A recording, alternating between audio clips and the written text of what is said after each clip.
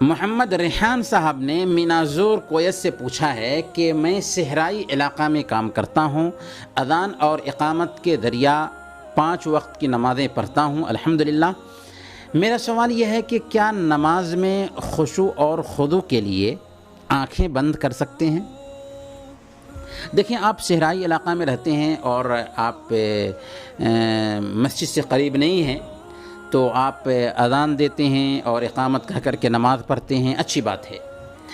صحیح بخاری کی روایت میں آتا ہے، حضرت ابو سعید خدری رضی اللہ تعالیٰ عنہ بیان کرتے ہیں کہ اللہ کے نبی صلی اللہ علیہ وسلم نے بیان فرمایا کہ اگر تم بکریوں کے ریور میں ہو یا صحرا میں ہو تو بلند آواز سے اذان دو، کیونکہ مؤذن کی اذان جنوں انس میں سے جو چیز بھی سنتی ہے کل قیامت کے دن اس کے لیے گواہی دے گی۔ تو بڑی بات ہے کہ آپ اذان دیتے ہیں اور نماز پڑھتے ہیں، اور ہر مسلمان کو اس کی پابندی کرنی بھی چاہیے۔ اللہ تعالیٰ آپ کی روزی میں برکت عطا فرمائے۔ دوسری بات یہ ہے کہ اللہ کے نبی صلی اللہ علیہ وسلم سے یہ ثابت نہیں ہے کہ آپ نے نماز میں آنکھیں بند کی ہوں، بلکہ بے شمار روایات ایسی آتی ہیں جن سے پتہ چلتا ہے کہ آپ آنکھیں کھول کر نماز ادا کیا کرتے تھے۔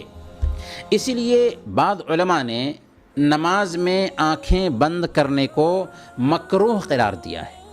البتہ اس سلسلے میں اصولی بات جو کہی جا سکتی ہے وہ یہ ہے کہ جیسا کہ امام ابن قیم رحمۃ اللہ علیہ نے زاد المعاد میں لکھا ہے، وہ کہتے ہیں کہ اگر آنکھیں کھول کر نماز ادا کرنا خشوع میں مخل نہیں ہے تو آنکھیں کھول کر نماز ادا کرنا افضل ہوگا، بہتر ہوگا۔ ہاں، اگر قبلہ کے سامنے زینت ہے، زیبائش ہے، آرائش ہے، جس کی وجہ سے خشوع اور خضوع متاثر ہو رہا ہے، تو آنکھیں بند کرنا قطعاً مکروہ نہیں ہوگا، بلکہ اس حالت میں مستحب کہنا بہتر ہوگا۔ تو کہنے کا مطلب یہ ہے کہ اگر عام حالات میں ہیں تو اللہ کے نبی صلی اللہ علیہ وسلم